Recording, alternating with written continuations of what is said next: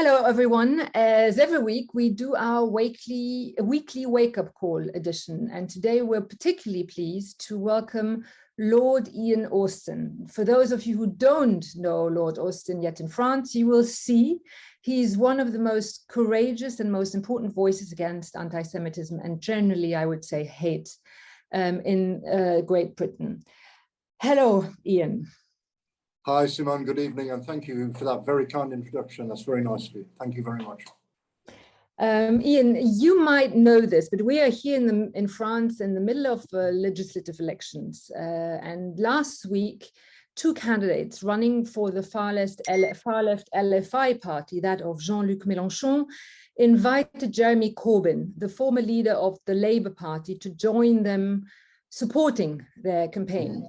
You yourself were, for a long time, a member of the Labour Party, but decided to resign a few years ago.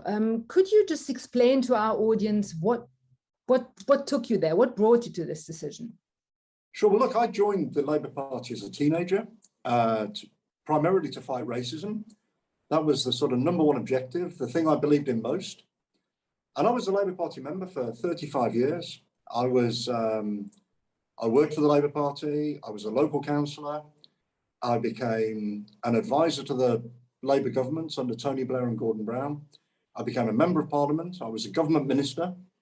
So I served the Labour Party at every level for 35 years. But I left the Labour Party in 2019 because I was just appalled at the way anti-Jewish racism had poisoned the Labour Party under Jeremy Corbyn. And I felt that a party of the left, founded to fight for social justice, to fight for equality, and to oppose racism, I was just appalled that it had allowed itself to be led by someone who'd spent his entire time in politics defending, working with, befriending all sorts of extremists, and in some cases, I'm afraid to say, terrorists and racists. But that is what had happened to the Labour Party. It had completely lost its way. It was regarded by the vast majority of Jewish people in Britain as being anti-Semitic.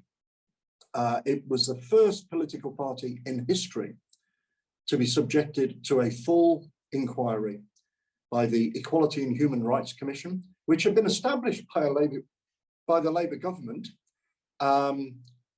And that inquiry reported after the election, but it did show that the Labour Party had been guilty of unlawful discrimination against Jewish people, a complete scandal, a total disgrace. So you mentioned the findings of the Equality and Human Rights Commission and the report.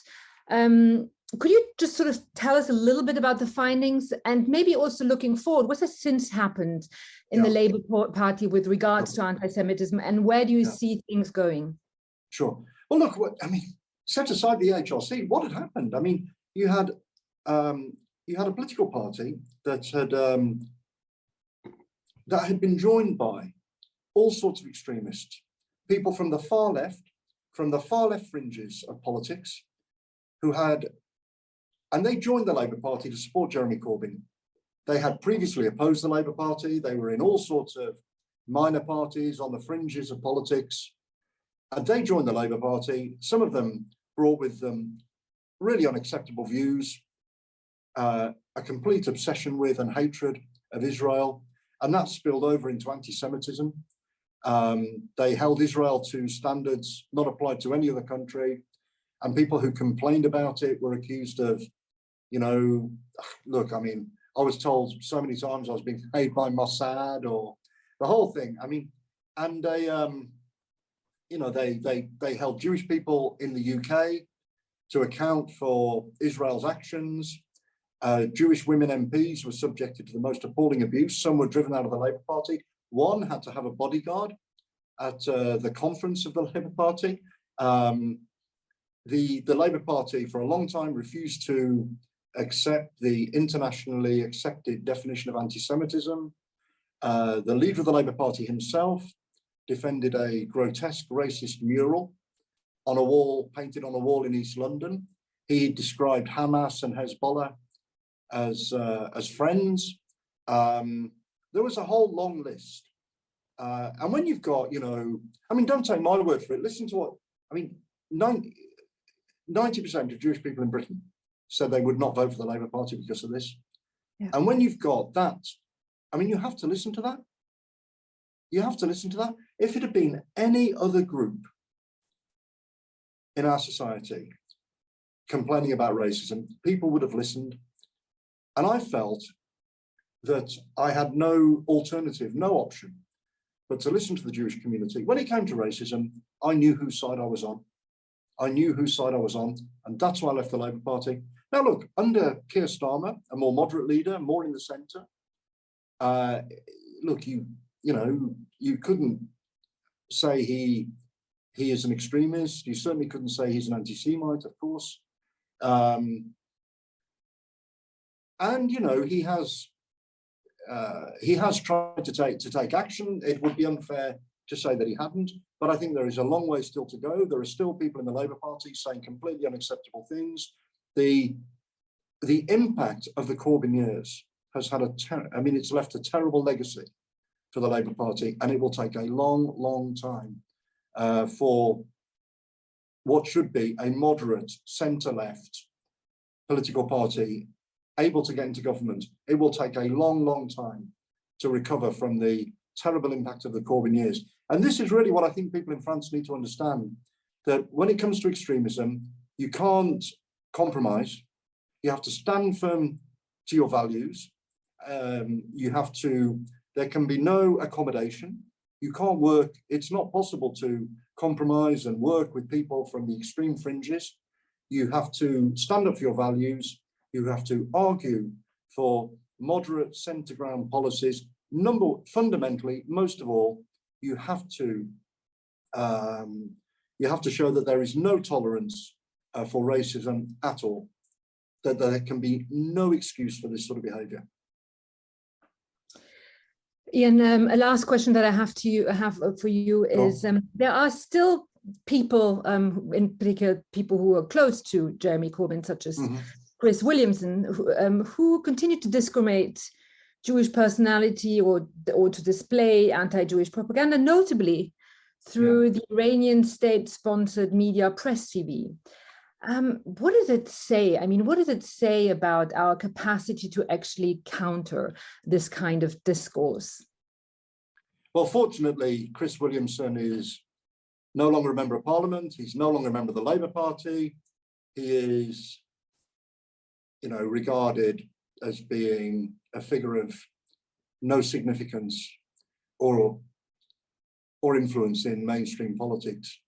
And he, you know, he's been reduced to ranting away on the fringes to a small number of people who already agree with him. And I think thanks to the good sense of the British people, Jeremy Corbyn lost the election with a record defeat.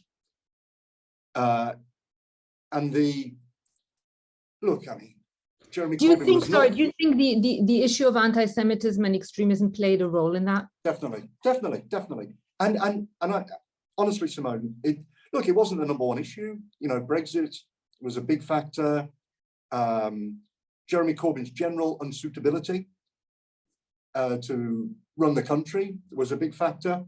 But it is definitely true. It is definitely true that in communities, I mean, the Jewish community in Britain is only 300,000 people, concentrated in a few areas, but it is definitely true that in communities with no Jewish people at all, people, ordinary, decent British people, they don't know,